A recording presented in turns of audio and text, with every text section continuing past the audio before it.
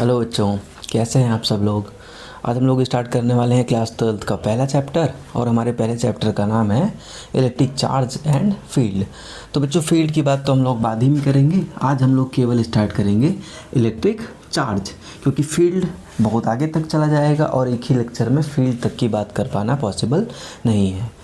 Concept clear हुआ बच्चों। ये जो पूरा चैप्टर है हमारे 12th की फिजिक्स का लगभग मैक्सिमम पार्ट इलेक्ट्रोमैग्नेटिज्म के अंदर आता है। इलेक्ट्रोमैग्नेटिज्म नाम के टॉपिक के अंदर हमारे इस फिजिक्स के 12th की फिजिक्स का मैक्सिमम पार्ट आता है। अब बच्चों, इस इलेक्ट्रोमैग्नेटिज्म का नाम का जो टॉपिक है इसके दो पार्ट हैं। पहला पार्ट है बच्चों इलेक्ट्रोस्टैटिक्स।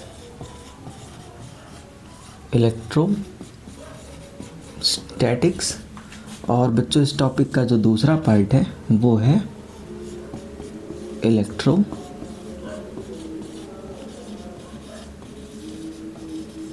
डायनामिक्स। सबसे पहले हम लोग बात करते हैं व्हाट इज इलेक्ट्रोस्टैटिक्स। बच्चों, इलेक्ट्रोस्टैटिक्स की डिफिनीशन होती है कि part of physics in which we will study about study charge. मतलब फिजिक्स की वो ब्रांच बच्चों जिसमें हम लोग रुके हुए चार्ज की बात करते हैं। मतलब इलेक्ट्रोस्टैटिक्स का सीधा सा मतलब हुआ कि चार्ज इन रेस्ट। इलेक्ट्रोस्टैटिक्स का सीधा सा मतलब क्या हुआ बच्चों? इलेक्ट्रोस्टैटिक्स का सीधा सा मतलब हुआ चार्ज इन रेस्ट। मतलब जब हम लोग रुके हुए चार्ज की बात करेंगे तो उसको हम लोग बोलने वाले हैं बच्चों इलेक्ट्रोस्टैटिक्स। और अगर हमारा चार्ज चलता रहे, कहने का मतलब अगर हमारा चार्ज मूव करता रहे, तो उसको हम लोग स्टडी करेंगे इलेक्ट्रोडायनेमिक्स में। इलेक्ट्रोडायनेमिक्स का मतलब हुआ बच्चों चार्ज इन मोशन। तो अभी के लिए बच्चों हम लोग इलेक्ट्रोस्टैटिक्स में सबसे फर्स्ट पार्ट पढ़ने वाले हैं चार्ज। कॉन्सेप्ट क्लियर हुआ? हम लोग सबसे पहले पढ़ने वाले हैं चार्ज। चार्ज को हम लोग डिफाइन करते हैं बच्चों की charge is the basic fundamental property of any matter that can be produced by donation और रिसेप्शन ऑफ इलेक्ट्रॉन्स। इसको समझते हैं, लेकिन समझने से पहले इसको थोड़ा सा एक बार लिख लेते हैं।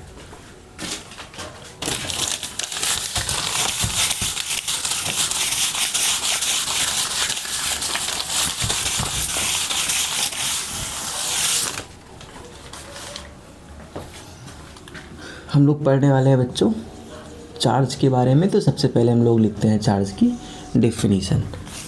चार्ज की डेफिनीशन क्या होती है बच्चों? चार्ज की डेफिनीशन होती है charge is basic fundamental property of any matter that can be produced by donation or reception of electrons। कहने का मतलब बच्चों की चार्ज किसी भी मैटर की एक ऐसी फंडामेंटल प्रॉपर्टी होती है जो कि या तो इलेक्ट्रॉन्स के डोनेशन से आती है या तो इलेक्ट्रॉन के एक्सेप्शन से आती है। डोनेशन या एक्सेप्शन दोनों का मतलब हुआ बच्चों ट्रांसफ़र ऑफ इलेक्ट्रॉन्स। जब भी कोई एक मटेरियल में इलेक्ट्रॉन का ट्रांसफ़र होता है, कहने का मतलब या तो वो बाहर से इलेक्ट्रॉन्स को ले लेता है या अपने इलेक्ट्रॉन्स को बाहर डोनेट कर देता है, तो दोनों ही कंडीशन में उस पर बच्चों चार्ज आ जाता है। कॉन्सेप्ट क्लियर हुआ? चार्ज को क्लासीफाई किया जाता है बच्चों दो पार्ट में। Charges are classified into two part. कौन कौन से टू पार्ट है बच्चों? तो first is positive charge and second part is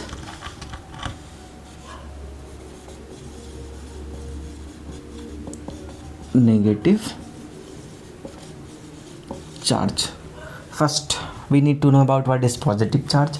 बच्चों सबसे पहले हम लोग पढ़ेंगे कि पॉजिटिव चार्ज क्या होता है। Type of charge that can be produced by donation of electron is called positive charge.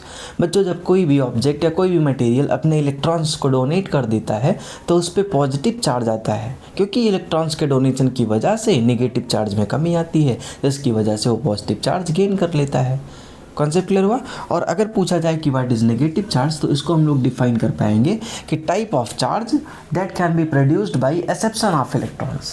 ऐसा चार्ज जब कोई मटेरियल बाहर से इलेक्ट्रॉन को एक्सेप्ट कर लेता है तो उसके पास अपने इलेक्ट्रॉन से ज़्यादा इलेक्ट्रॉन हो जाता है, जिससे प्रोटॉन उस इलेक्ट्रॉन के चार्ज को बैलेंस नहीं कर पाते और उस पर नेगेटिव चार्ज दिखाई देता है। डिफाइन कैसे करेंगे बच्चों, एक बार दोनों की डिफिनीशन को और सुनते हैं। Type of charge that can be produced by donation of electron is called positive charge, and type of charge that can be produced by acception of electrons is called negative charge. एक बार हम लोग बात करते हैं what is the definition of charge. Then charge is the basic fundamental property of any matter that can be produced by donation or acception of electrons. बच्चों हम लोग बात करते हैं चार्ज की यूनिट की। तो जो चार्ज की यूनिट होती है, यूनिट ऑफ चार्ज, वो होता है बच्चों कूलम।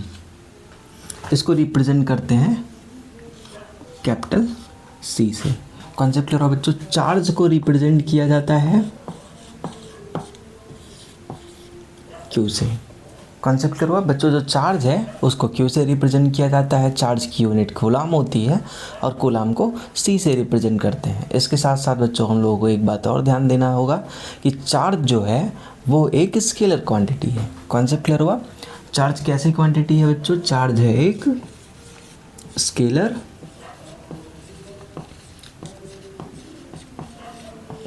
क्वांटिटी। आया समझ में? कॉन्सेप्ट क्लियर हुआ।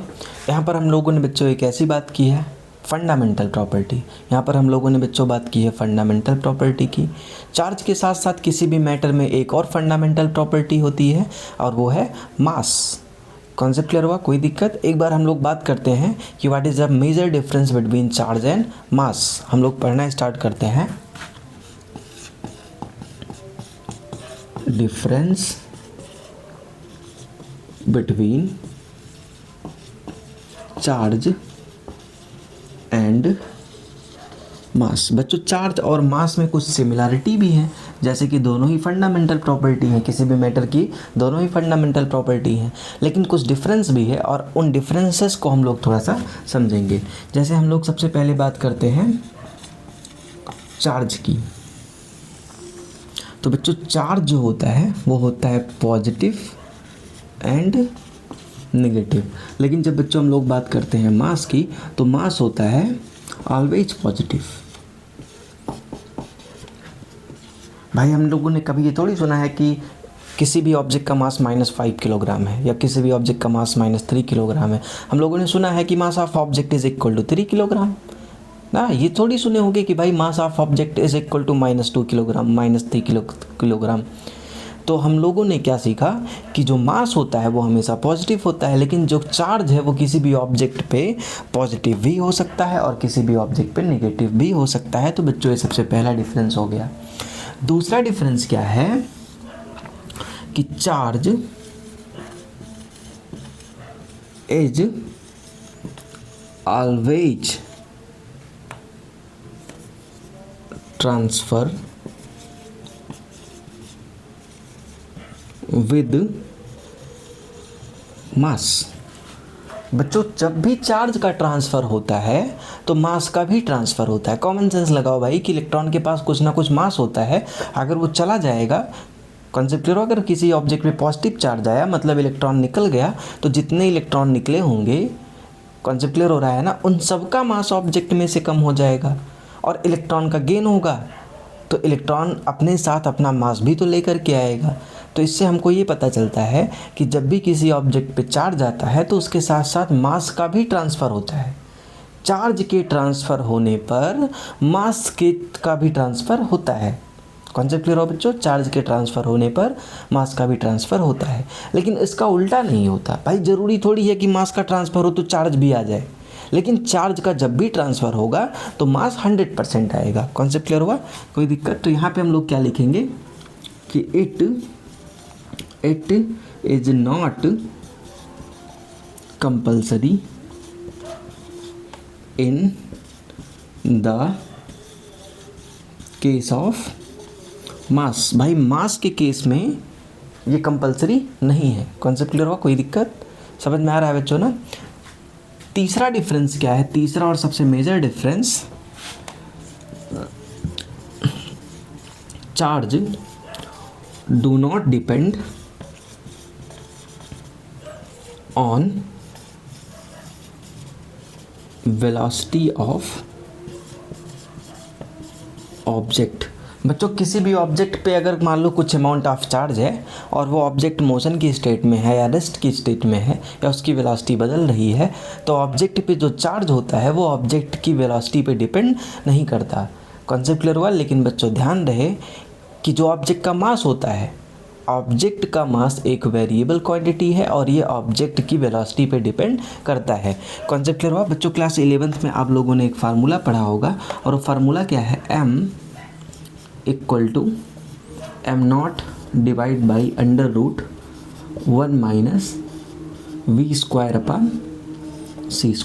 कॉन्सेप्ट क्लियर हुआ? ये फार्मूला हम लोगों ने पढ़ा है बच्चों, जहाँ पे m0 क्या है? मास of object at rest condition. Mass of object कब? रेस्ट में।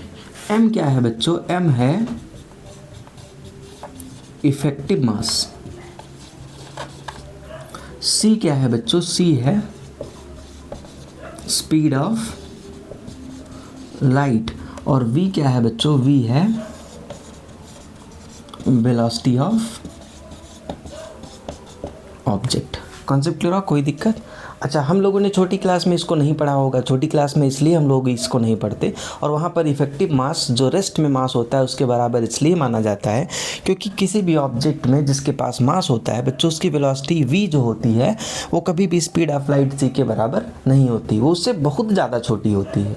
वो इतनी छोटी होती है कि इसको लगभग जीरो माना जा सकता है। भाई सोचो, दिमाग लगाओ कि स्पीड ऑफ लाइट c कहाँ पे होती है? 10⁸, उसका भी स्क्वायर कर रहे हैं तो हो रहा है 10⁻16। और भाई किसी भी ऑब्जेक्ट की वेलोसिटी कितनी होती है? 30 kilometre per hour, 50 kilometre per hour, 100 metre per second, यही तो है। कॉन्सेप्ट क्लियर हुआ? कोई दिक्कत? तो कहने का मतलब किसी भी ऑब्जेक्ट की जो वेलोसिटी v होती है वो c से बहुत छोटी होती है, और c से बहुत छोटी होने की वजह से ये वाला टर्म हमारा लगभग जीरो हो जाता है और 1 में से 0 जाने पे 1 आता है, जिसकी वजह से m0 जो होता है वो m के बराबर हो जाता है। लेकिन क्योंकि यहाँ पे हम लोग चार्ज की बात करने वाले हैं बच्चों, चार्ज बहुत छोटे पार्टिकल हैं और इनकी वेलोसिटी भाई कम नहीं होगी।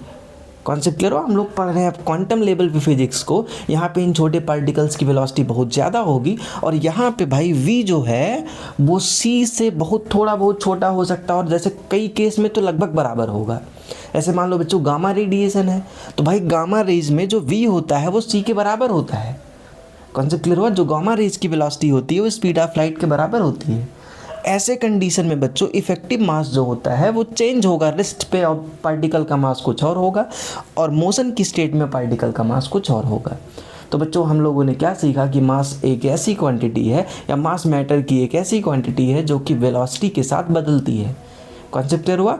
हम लोगों की जो नॉर्मल वेलोसिटी होती है, जो कि न्यूटनियन वर्ल्ड में हमको दिखाई देती है, वो इतनी कम होती है कि उसके वजह से मास में होने वाला बदलाव लगभग ना के बराबर होता है। लेकिन जब हम लोग बात करते हैं क्वांटम लेवल की, तो जो पार्टिकल्स हैं जैसे गामा रेज, जैसे अल्फ़ा रेज, इनकी वेलोसिटी बहुत ज़्यादा यानी कंसिडर होती है, और कंसिडरेबल होने की वजह से इनको हम लोग इग्नोर नहीं कर सकते। भाई यहाँ पे v लगभग 0 के बराबर नहीं होगा, और जब v 0 नहीं होगा तो बच्चों इसका इफेक्टिव मास कुछ और हो जाएगा और मास of object in rest condition कुछ और हो जाएगा।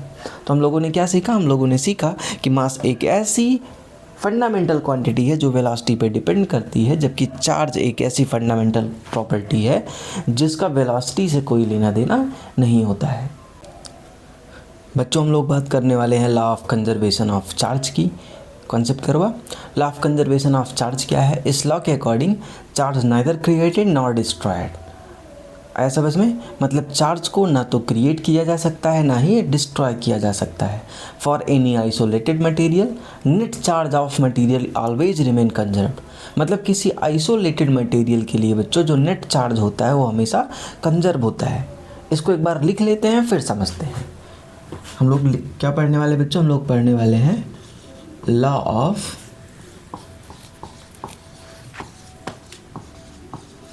Conservation of charge. Law of conservation charge क्या है बच्चों? Charge neither created nor destroyed. Net charge for any isolated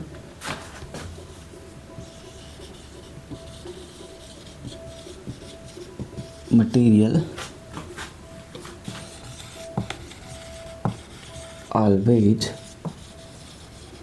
remain conserved। बच्चों इसका मतलब ये हुआ कि अगर कोई एक ऑब्जेक्ट इलेक्ट्रॉन को लूज करेगी तो भाई उस पर पॉजिटिव चार्ज आएगा, भाई दूसरा उसको एक्सेप्ट करेगी तो उस पर नेगेटिव चार्ज आएगा। अगर इस पूरे सिस्टम को बच्चों मान लेते हैं आइसोलेट का मतलब ये है कि बाहर से ना तो कोई चार्ज आ रहा है ना ही कोई चार्ज जा रहा है, और इस आइसोलेटेड सिस्टम में मान लो कोई दो ऑब्जेक्ट्स हैं। अगर इस ऑब्जेक्ट ने फर्स्ट ऑब्जेक्ट ने एक एग्जाम्पल लो कि मान लो 1 इलेक्ट्रॉन का ट्रांसफ़र किया दूसरे ऑब्जेक्ट पे। कॉन्सेप्ट क्लियर हुआ?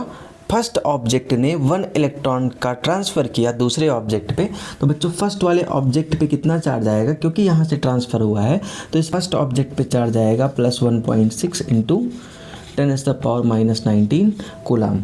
और दूसरे पे कितना चार्ज आएगा? दूसरे पे चार्ज आएगा -1.6 इंटू 10⁻⁻19 कूलम। बच्चों ध्यान रहे कि अगर चार्ज ना तो बाहर गया है ना ही बाहर से आया है, तो थोड़ा सा ध्यान से देखो कि इसने पॉजिटिव चार्ज गेन किया, इसने नेगेटिव चार्ज गेन किया, लेकिन अगर दोनों चार्ज को हम लोग फिर से मिला दें, कहने का मतलब इसका इलेक्ट्रॉन इसको वापस हो जाए, तो भाई बाहर से ना तो कोई इलेक्ट्रॉन आया है ना ही बाहर कोई इलेक्ट्रॉन गया है। जैसे ही दोनों कॉन्टैक्ट में आएंगे नेट चार्ज कितना हो जाएगा? 0। कॉन्सेप्ट क्लियर हुआ? तो किसी भी आइसोलेटेड सिस्टम में जो नेट चार्ज होता है वो हमेशा कांस्टेंट रहता है या वो हमेशा कंजर्व्ड रहता है, और बच्चों हम लोग इसी को बोलते हैं law of conservation of charge.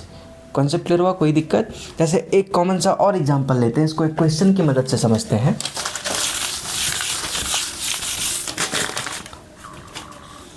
मान लेते हैं बच्चों कि ये हमारा एक आइसोलेटेड वाल है और इसके अंदर 3 सिस्टम है, 1 2 3। कॉन्सेप्ट क्लियर हुआ? इस पे है 5 कूलम चार्ज, इस पे है 6 कूलम चार्ज, इस पे है 3 कूलम चार्ज। इन तीनों सिस्टम के बीच में बच्चों इलेक्ट्रॉन्स का ट्रांसफ़र होता है। इन तीनों ही सिस्टम के बीच में इलेक्ट्रॉन्स का ट्रांसफ़र होता है, +5 +6 -3। और इलेक्ट्रॉन के ट्रांसफ़र होने के बाद इस आइसोलेटेड वॉल में 2 सिस्टम ऑफ चार्ज की कंडीशन ये है, +8 कूलम +4 कूलम, +8 कूलम +4 कूलम। और तुमसे तीसरे सिस्टम ऑफ चार्ज को पूछ रहा है, बताओ बच्चों तीसरा सिस्टम ऑफ चार्ज कितना होगा? तो अभी हम लोगों ने ऊपर पढ़ रखा है कि law of conservation of charge, और law of conservation of charge क्या कहता है बच्चों? Law of conservation of charge हमको कहता है कि किसी भी आइसोलेटेड सिस्टम में जो नेट चार्ज होते हैं उनमें कभी बदलाव नहीं होता है। तो बच्चों यहाँ पे अगर हमको नहीं पता है तो हम लोग मान लेते हैं कि ये चार्ज है Q, और क्योंकि अगर चार्ज में बदलाव नहीं होता है तो इधर का नेट चार्ज ये इस तरफ के नेट चार्ज के बराबर होगा। तो कहने का मतलब +5 coulomb +6 coulomb -3 coulomb equal to 8 coulomb +4 coulomb +Q। ऐसा समझ में? कॉन्सेप्ट क्लियर हुआ? कूलाम लगाते चलते हैं। 8 coulomb plus 4 coulomb plus Q. बच्चों 6 + 5 कितना हुआ? 11 कूलाम माइनस 3 कूलाम। एक ही बार में कर लेते हैं। 6 + 5 11 और 11 में से बच्चों 3 गया तो कितना आ गया?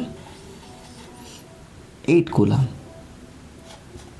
Equal to 8 coulomb plus 4 coulomb plus Q. Concept clear हो रहा है बच्चों? कोई दिक्कत?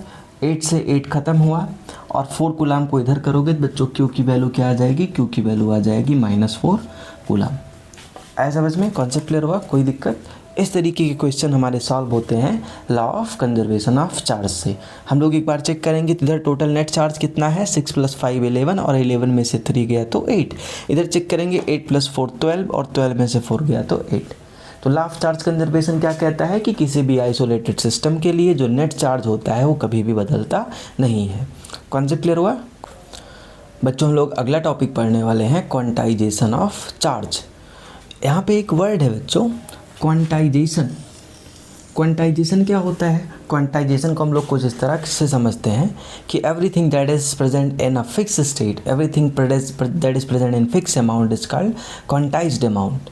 बच्चों कुछ भी ऐसा हो जो कि एक फिक्स अमाउंट में प्रेजेंट हो उसको हम लोग बोलते हैं क्वांटाइज्ड अमाउंट। जैसे एक एग्जांपल लेते हैं, पहले एक अच्छा सा एग्जांपल लेते हैं और फिर इसको हम लोग अपने इस टॉपिक से रिलेट करेंगे। बच्चों मान लेते हैं कि तुम में से किसी एक का, अपना ही मान लो कि मान लो तुम्हारा बर्थडे है, ठीक है, और बर्थडे में मम्मी ने बोला है कि अपने सारे फ्रेंड्स को तुमको बिस्किट बांटना है। कॉन्सेप्ट क्लियर हुआ? कोई दिक्कत? और हाँ, मम्मी ने एक कंडीशन दी है कि बिस्किट फाड़ करके गरीबी मत दिखाना। भाई जिसको तुम देना कम से कम एक पैकेट बिस्किट भाई दे देना। जिसको तुम ज़्यादा मानते हो अपने हिसाब से पैकेट्स बढ़ा देना और जिसको कम मानते हो भाई उसको एक ही पैकेट देना, लेकिन पैकेट तो को तुमको फाड़ना नहीं है। कॉन्सेप्ट क्लियर हुआ? आप सोचो बच्चों, मान लो कि कोई ये बच्चा है और मान लो ये इसको तुम बहुत ज़्यादा नहीं मानते हो, उसको कम मानते हो, तो इसको तुम सोच रहे हो कम से कम दे। तो थोड़ा सा मुझे बताओ कि तुम इसको कम से कम कितना बिस्किट दोगे? तो भाई तुम्हारा आंसर आएगा भाई कि कम से कम हम इसको 1 पैकेट बिस्किट दे देंगे। दूसरा बच्चा आया, ये तुम्हारा थोड़ा अच्छा दोस्त है, इसको कितना पैकेट दोगे? तो आंसर आएगा कि सर इसको हम 3 पैकेट दे देंगे। ठीक, एक और दोस्त आया, इसको कितना दे सकते हो भाई? तो तुम बोल रहे हो इसको कोई बात नहीं, इसको दे देते हैं 2 पैकेट। कॉन्सेप्ट क्लियर हुआ? अब चलो बच्चों एक अच्छा सा एग्जांपल मान लेते हैं कि हमारे 1 पैकेट में मान लेते हैं 4 बिस्किट है। कॉन्सेप्ट क्लियर हुआ? कोई दिक्कत? तो थोड़ा दिमाग लगाओ कि तुम अपने मर्जी से तुम किसी को बिस्किट नहीं दे सकते। तुम सोचो क्या तुम किसी को 3 बिस्किट दे सकते हो? तो आंसर है भाई नहीं। अगर जिसको हम 1 पैकेट देंगे तो उसके पास कम से कम कितना बिस्किट जाएगा? उसके पास जाएगा 4 × 1 बिस्किट। जिसको हम 3 पैकेट देंगे बच्चों उसके पास जाएगा 4 × 3 पैकेट। बच्चों जिसको हम 2 पैकेट देंगे उसके पास जाएगा 4 × 2 बिस्किट्स। इसके पास 4 × 1, इसके पास 4 × 3, इसके पास 4 × 2। अगर इसको हम लोग एक क्रम से लगाएं तो जो नंबर ऑफ़ बिस्किट बनेंगे हमारे, नंबर ऑफ़ बिस्किट वो कुछ इस तरीके से बनेंगे कि भाई जो कम से कम पाएगा वो 4 बिस्किट पाएगा, उससे ज़्यादा जो पाएगा 4 नहीं, इसको ऐसे लिखते हैं 4 × 1, उससे ज़्यादा जो पाएगा वो पाएगा 4 × 2, उससे ज़्यादा जो पाएगा वो 4 × 3, कोई और ख़ास हुआ तो 4 × 4 डॉट डॉट डॉट। तुम कितना दे सकते हो? तो भाई n पैकेट दे सकते हो, 4 × n। कॉन्सेप्ट क्लियर हुआ? कोई दिक्कत? तो यहाँ से बच्चों एक फार्मूला तुम्हारे बिस्किट के लिए डिराइव हो सकता है। सोचो तुम्हारे बर्थडे वाले बिस्किट का फार्मूला डिराइव होता है कि किसी को मिलने वाले बिस्किट का जो नंबर b होगा वो इक्वल होगा 4 × n के बराबर में, जहाँ पे n क्या है? n है नंबर ऑफ पैकेट्स। मज़ा आ रहा है ना? कॉन्सेप्ट क्लियर हुआ? अब देखो बच्चों यहाँ पे हमारे जो बिस्किट की संख्या है वो फिक्स हो जा रही है, वो किसी एक खास नंबर के मल्टीपल के फॉर्म में चल रही है। अगर कभी भी कोई नंबर, कभी भी कोई क्वांटिटी इस तरीके से किसी फिक्स नंबर के मल्टीपल के फॉर्म में मूव करती है तो इसको हम लोग बोलते हैं क्वांटाइज्ड क्वांटिटी। कॉन्सेप्ट क्लियर हुआ? अब बच्चों इसी बिस्किट के पैकेट से हम लोग रिलेट करते हैं एक बार चार्ज को। कॉन्सेप्ट क्लियर हुआ? थोड़ा सा ध्यान से बच्चों एक बार डेफिनेशन को रिवाइज करते हैं, व्हाट इज चार्ज, तो हम लोग को याद आएगा charge is the basic fundamental property of any matter that can be produced by transfer of electrons या डोनेशन और एसेशन ऑफ इलेक्ट्रॉन्स। तो बच्चों सोचो कि एक ऑब्जेक्ट है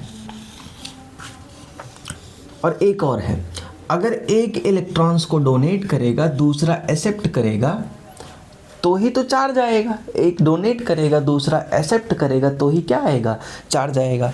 बच्चों मिनिमम कितना इलेक्ट्रॉन डोनेट किया जा सकता है, मैं तुमसे क्वेश्चन पुटअप करूं, बताओ मिनिमम कितना इलेक्ट्रॉन डोनेट किया जा सकता है। तो आंसर आएगा सर कि मिनिमम 1 इलेक्ट्रॉन डोनेट कर सकते हैं। कॉन्सेप्ट क्लियर हुआ? थोड़ा सा और बढ़ोगे तो 2 इलेक्ट्रॉन डोनेट कर सकते हैं, मैक्सिमम तो भाई n इलेक्ट्रॉन डोनेट कर सकते हैं। कॉन्सेप्ट क्लियर हुआ? कोई दिक्कत? सोचो जो एक इलेक्ट्रॉन को डोनेट करेगा उसके ऊपर कितना चार्ज आएगा, उसके ऊपर आएगा 1.6 इंटू 10⁻⁻19 कूलम का। क्लियर हुआ? जो 2 डोनेट करेगा उसके ऊपर कितना आएगा, उसके ऊपर आएगा 2 इंटू 1.6 इंटू 10⁻⁻19 कूलम का। वैसे ही बच्चों जो 3 करेगा 3 इंटू 3 इंटू 1.6 इंटू 10⁻⁻19 कूलम का। जो n करेगा n इंटू 1.6 इंटू 10⁻⁻19 कूलम का। अगर कोई तुमसे पूछे कि क्या ऐसा पॉसिबल है कि एक ऑब्जेक्ट पे 1.5 इंटू 10⁻21 कूलम का चार्ज है, तो तुम साफ साफ बोल दो कि भाई मिनिमम चार्ज इतना पॉसिबल है। भाई चार्ज लेने के लिए इलेक्ट्रॉन का टुकड़ा करके आधा इलेक्ट्रॉन तो डोनेट नहीं करेगा, कम से कम 1 इलेक्ट्रॉन डोनेट करेगा। समझ में आ रहा है ना? और 1 इलेक्ट्रॉन का कितना चार्ज होता है भाई, 1 इलेक्ट्रॉन का चार्ज होता है 1.6 इंटू 10⁻⁻19। जब 1 इलेक्ट्रॉन निकलेगा तो इतना चार्ज अपना ले करके जाएगा, जिस वजह से जिससे निकलेगा उस पर इतना ही पॉजिटिव चार्ज और जिसमें जाएगा उसमें उतना ही नेगेटिव चार्ज आएगा। मतलब बच्चों इससे कम चार्ज पॉसिबल नहीं है, और इसके ऊपर भी जो चार्ज रहेगा वो इसके नेचुरल नंबर के मल्टीपल में चलेंगे। मतलब जो 2 किया तो 2 इंटू इतना, तो 3 किया। और बच्चों ये है क्या, मैं तुमसे पूछूं 1.6 इंटू 10⁻⁻19 है क्या, तो बच्चों ये है चार्ज ऑफ 1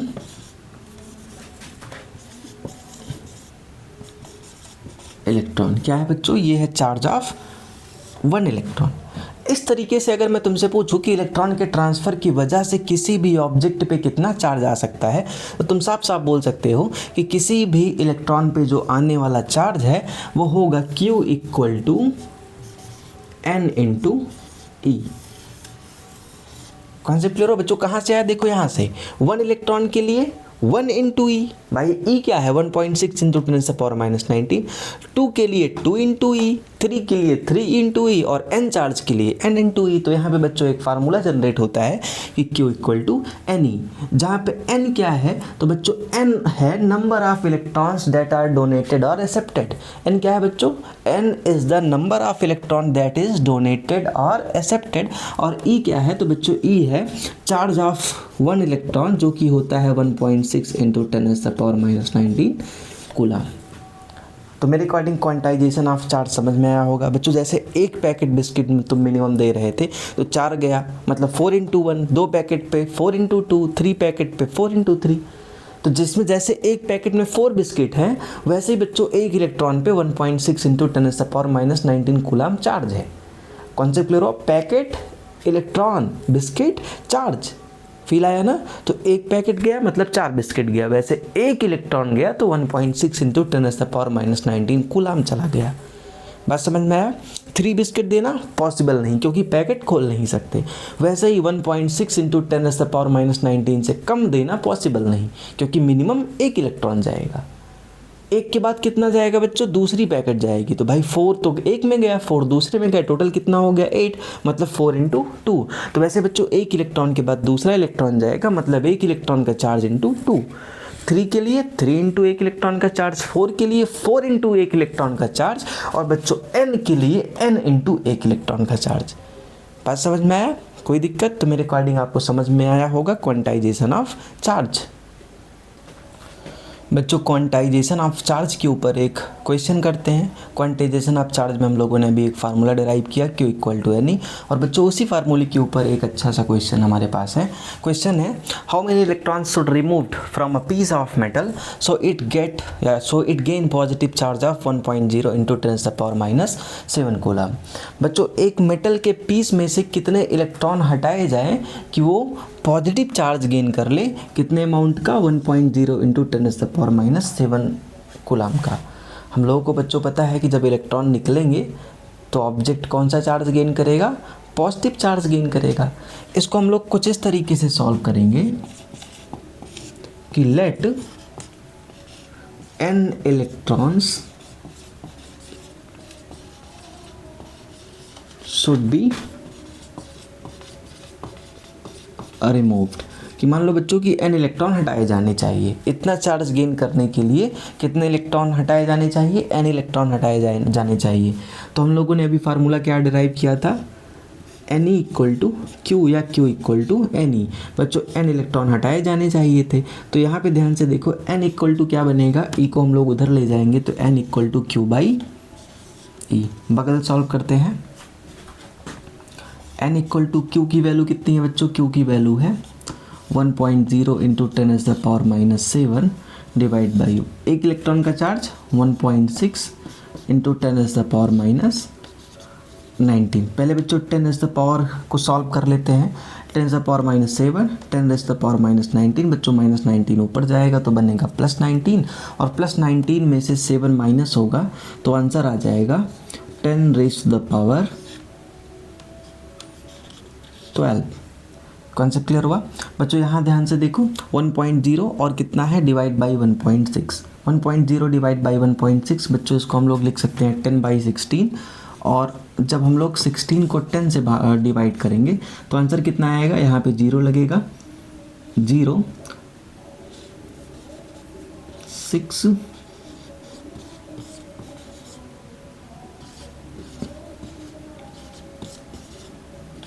बच्चों कितना आ गया 0.625। इसको बच्चों कन्वर्ट कर लेंगे साइंटिफिक नोटेशन में, और साइंटिफिक नोटेशन में कन्वर्ट करने के बाद हमको आंसर क्या मिल जाएगा, हमको आंसर मिल जाएगा n इक्वल टू, बच्चों एक 10 यहाँ से निकालते हैं, इसमें मल्टीप्लाई करेंगे, आंसर आ जाएगा 6.25 इंटू 10⁻11 इलेक्ट्रॉन्स। कहने का मतलब बच्चों अगर किसी मेटल के टुकड़े में से 6.25 इंटू 10⁻11 इलेक्ट्रॉन्स को अगर हम लोग निकाल देते हैं तो उस पर 1.0 इंटू 10⁻⁷ कूलम का पॉजिटिव चार्ज आ जाएगा। कॉन्सेप्ट क्लियर हुआ बच्चों। हम लोगों ने सॉल्व कैसे किया, Q इक्वल टू है नहीं, हमको n की वैल्यू निकालनी है, E को हम उधर भेजेंगे तो फार्मूला क्या बनेगा, n equal to q by e. Q हमको दिया गया है और E को की वैल्यू हमको पता ही है 1.6 इंटू 10⁻⁻19। कॉन्सेप्ट क्लियर हुआ। 10⁻⁻7 को जब हम लोग डिवाइड किए 10⁻⁻19 से तो आंसर कितना आया, आंसर आया 10⁻12। 1.6 से 10 को डिवाइड करने पे हमको मिलता है 0.625। 10⁻12 को बच्चों हम लोग ऐसे भी लिख सकते हैं 10 इंटू 10⁻11। इधर क्या है, इधर है 0.625। 0.625 में बच्चों जब 10 से मल्टीप्लाई कर देंगे तो ये बन जाएगा 6.25 इंटू 10⁻11 इलेक्ट्रॉन्स। कॉन्सेप्ट क्लियर हुआ बच्चों। हम लोगों ने इसको लिखा है साइंटिफिक नोटेशन में, और हमको पता है कि साइंटिफिक नोटेशन में डेसिमल के लेफ्ट में 1 नॉन जीरो होना चाहिए।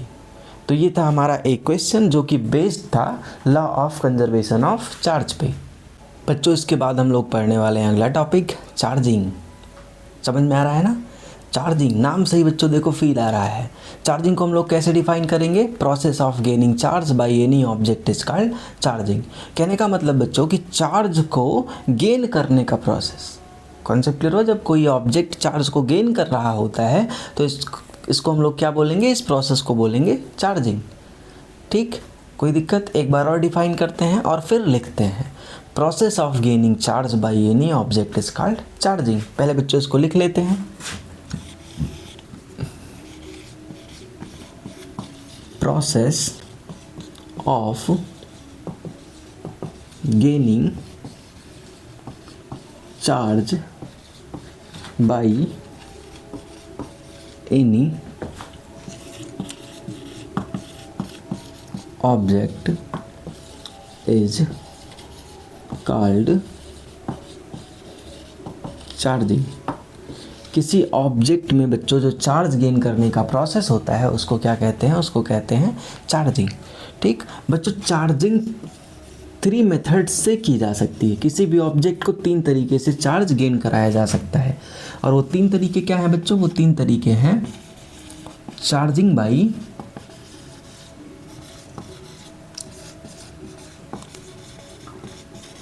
कंडक्शन,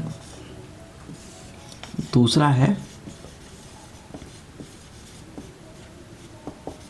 चार्जिंग बाई फ्रिक्शन, और तीसरा है बच्चों charging by induction. Concept clear हुआ? 1 मिनट स्क्रीन पॉज करके आप सब लोग इसको नोट कर लो, और फिर एक एक पार्ट्स को हम लोग बारी बारी से एक्सप्लेन करेंगे। सबसे पहले हम लोग बात करेंगे चार्जिंग बाई कंडक्शन की, फिर हम लोग बात करेंगे चार्जिंग बाई फ्रिक्शन की, और फिर हम लोग बात करेंगे चार्जिंग बाई इंडक्शन की। तो ठीक है, इसको इरेज करते हैं, और इरेज करने के साथ स्टार्ट करते हैं charging by conduction.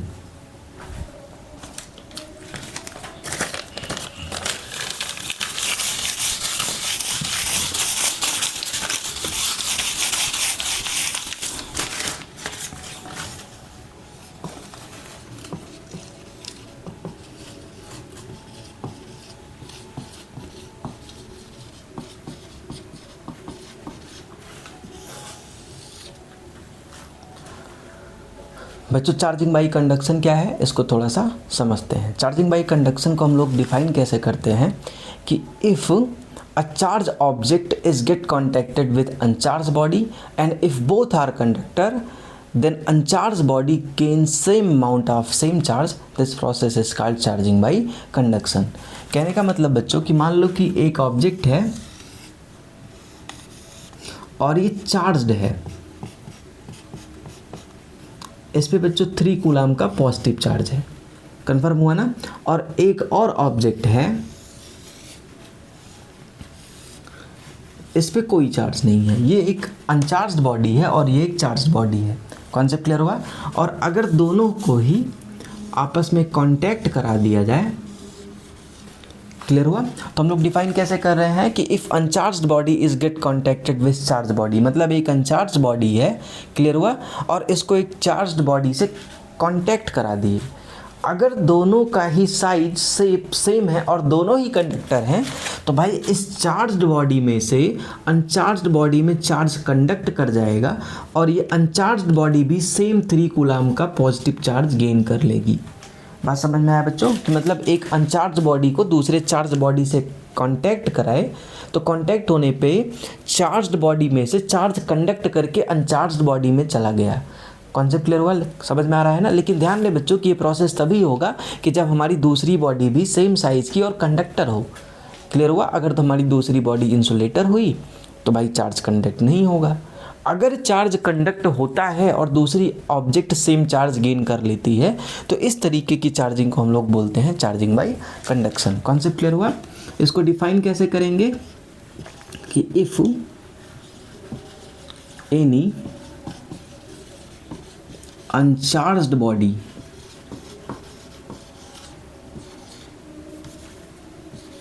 Is contacted with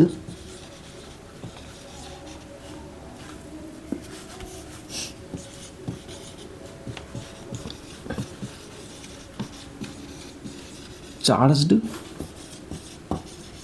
body and if, बच्चों ध्यान रहे सब कंडीशन में चार्जिंग नहीं होगी, इसलिए यहाँ पे इफ़ लगा है। इस बात को हम लोग ध्यान रखेंगे कि अगर चार्जिंग होती है तब हम उसको बोलेंगे charging by conduction.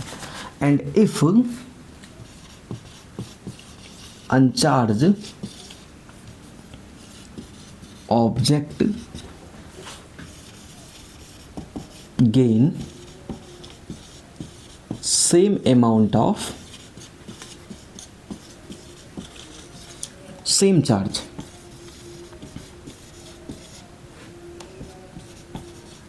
then this process is called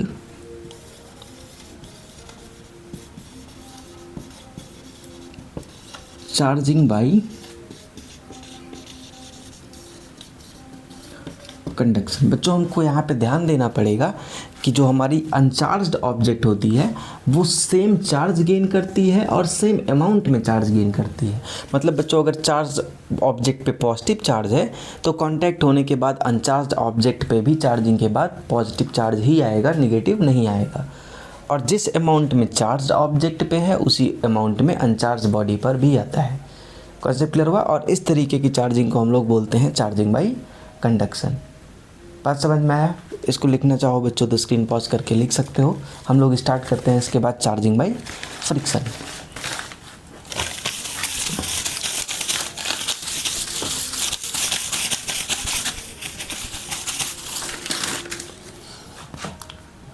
second है बच्चों charging by friction. Charging by friction क्या होता है इसको थोड़ा सा समझेंगे। चार्जिंग बाई फ्रिक्शन को हम लोग डिफाइन करेंगे कि if two uncharged object are rubbed to each other and if electron transfer take place between them and one object gain positive and another object gain same amount of negative charge, then this type of charging is called charging by friction। कहने का मतलब बच्चों कि जब दो object को एक दूसरे से रब किया जाता है और अगर बच्चों रब करने के बाद उनमें इलेक्ट्रॉन का ट्रांसफ़र होता है। ट्रांसफ़र का मतलब बच्चों एक इलेक्ट्रॉन में से एक ऑब्जेक्ट में से इलेक्ट्रॉन निकलेगा और दूसरी ऑब्जेक्ट में चला जाएगा। तो एक ऑब्जेक्ट पे पॉजिटिव चार्ज और दूसरी ऑब्जेक्ट में उतना ही अमाउंट में नेगेटिव चार्ज आ जाता है। इस तरीके की चार्जिंग को हम लोग बोलते हैं चार्जिंग बाई फ्रिक्शन। बात समझ में आया? ऐसी चार्जिंग हमको तब दिखाई देती है, हम लोगों ने बचपन में खूब खेला होगा कि पेन को सिर में ऐसे रब करने पे पेन चार्ज हो जाती थी। बच्चों पेन में पॉजिटिव चार्ज आ जाता था क्योंकि पेन से इलेक्ट्रॉन बालों में चले जाते थे। तो जितना पेन पे पॉजिटिव चार्ज आया है क्योंकि इलेक्ट्रॉन अपना उतना ही चार्ज लेकर के बालों में गए हैं तो बालों पे उतने ही अमाउंट में कौन सा चार्ज आ रहा है बच्चों? Negative charge. और ये चार्ज कैसे आया है? तो ये चार्ज फ्रिक्शन की वजह से आया है। तो इसको हम लोग डिफाइन करेंगे चार्जिंग बाई फ्रिक्शन। एक बार इसकी डिफिनीशन लिखते हैं। If two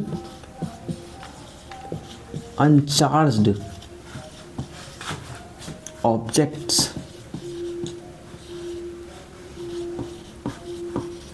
are rubbed to each other and if electron transfer take place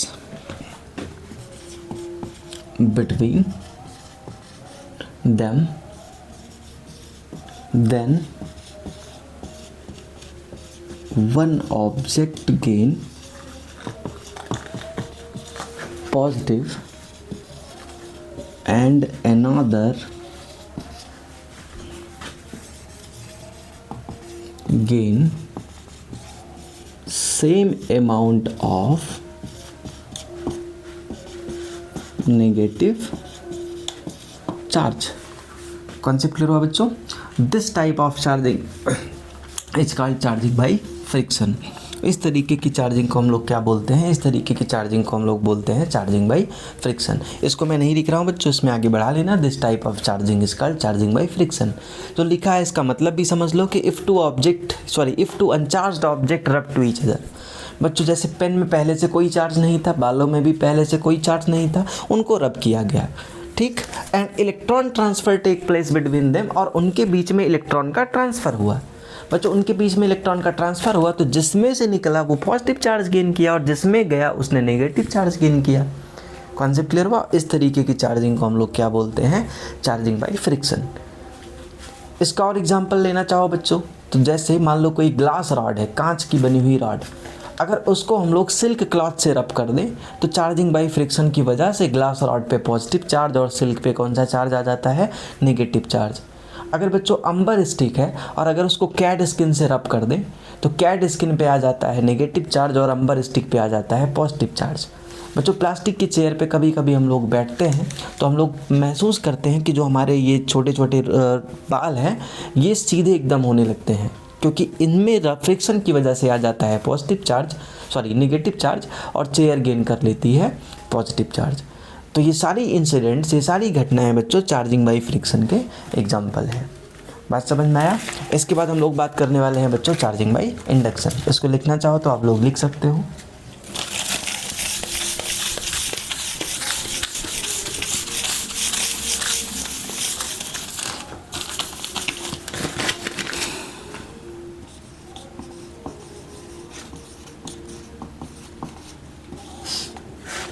बच्चों चार्जिंग बाई इंडक्शन क्या होता है इसको थोड़ा सा समझेंगे।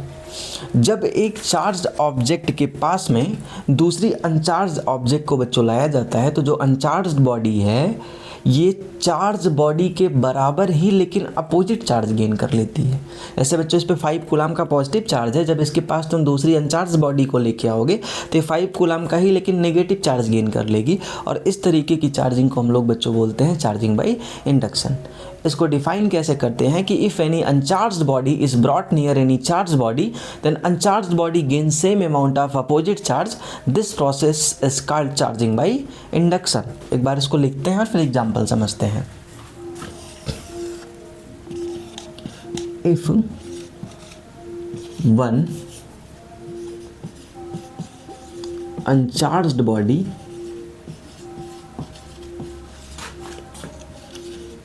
is brought near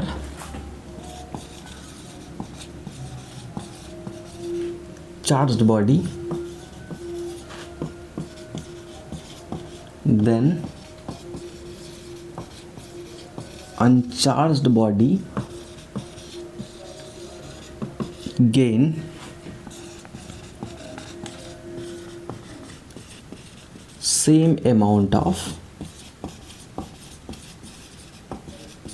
opposite charge. This phenomena is called charging by induction। बच्चों इसको आप लोग लिख लेना। कॉन्सेप्ट क्लियर हुआ? कोई दिक्कत? इसका सबसे अच्छा एग्जाम्पल हमको दिखाई देता है बच्चों कैपेसिटर में। आगे हम लोग इसी क्लास में और 3rd चैप्टर में पढ़ेंगे कैपेसिटर क्या होता है। कैपेसिटर जिसको हम लोग कंडेंसर कहते हैं, पंखे में हमको अक्सर दिखाई दे जाता है, उसमें 2 पैरेलल प्लेट्स होती हैं और वो भी चार्ज कुछ इसी तरीके से गेन करती हैं। कॉन्सेप्ट क्लियर हुआ? चार्जिंग बाई इंडक्शन का सबसे अच्छा एग्जाम्पल है बच्चों लाइटनिंग स्ट्राइक। कॉन्सेप्ट क्लियर हुआ? चार्जिंग बाई इंडक्शन का सबसे अच्छा एग्जाम्पल है लाइटनिंग स्ट्राइक। इसको थोड़ा सा समझते हैं। पहले बच्चों स्क्रीन पॉज करके डेफिनेशन लिख लो, फिर इसको समझते हैं। चलिए इसको इरेज किया जाए।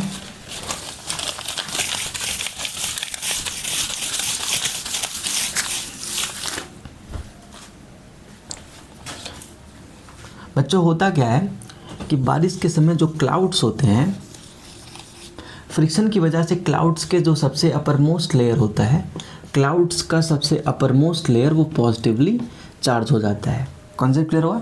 लेकिन बच्चों क्योंकि क्लाउड कंडक्टर तो है नहीं, तो उसमें जो हमारा चार्ज है वो कंडक्ट नहीं करता।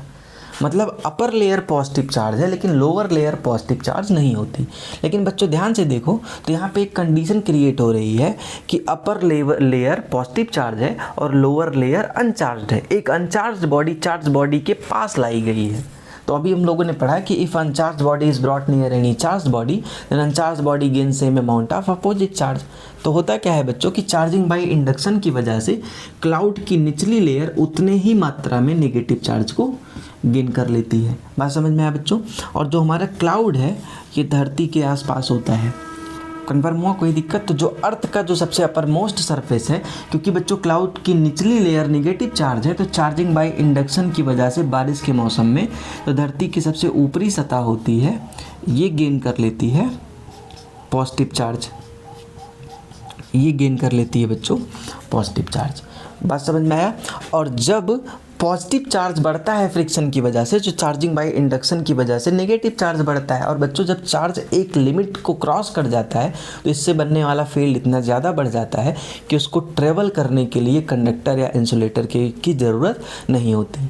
बात समझ में आया, क्योंकि बीच में जो एयर के मॉलिक्यूल्स हैं बच्चों, चार्ज बढ़ने की वजह से उनके इलेक्ट्रॉन्स खींच लिए जाते हैं और इसके बीच का जो मटेरियल है वो आयनाइज हो जाता है। और हमको अच्छे से पता है कि जो आयन है वो या तो पॉजिटिव होंगे या तो नेगेटिव।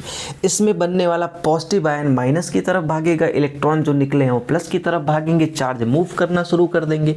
और हम लोगों ने बच्चों क्लास 10th में ही पढ़ा है कि rate of flowing charge is called electric current. तो बच्चों जब ये दोनों चार्ज एक लिमिट से ज़्यादा बढ़ जाते हैं तो इनके बीच करंट के ट्रांसफ़र से एक डिस्चार्जिंग प्रोसेस होता है। आया समझ में बच्चों? इनके बीच करंट के ट्रांसफ़र से एक डिस्चार्जिंग प्रोसेस होता है जो कि हमको बादल में एक तेज़ी से शार्प चमक के फॉर्म में दिखाई देता है। इसी को हम लोग बोलते हैं लाइटनिंग। इसी को हम लोग क्या नाम देते हैं? लाइटनिंग। बच्चों ध्यान रहे कि बादलों में जो ये चमकती हुई बिजली दिखाई देती है एक्चुअल में एक ह्यूज डिस्चार्ज है। इस डिस्चार्ज के समय जो टेम्परेचर है आसपास का वो पहुंच जाता है लगभग 35,000 डिग्री सेल्सियस, जो कि 5 टाइम्स होता है टेम्परेचर ऑफ सरफेस ऑफ सन।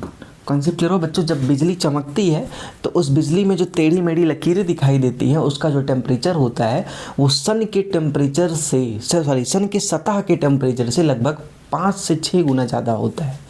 बात समझ में आया? कोई दिक्कत? तो बच्चों ध्यान से देखो तो ये चार्जिंग कहाँ पे हुई है? ये जो चार्जिंग हुई है ये बादलों के लेयर्स के बीच में हुई है, बादल के अपर लेयर और बादल के लोअर लेयर के बीच में हुई है, ये धरती पे नहीं गिरी है।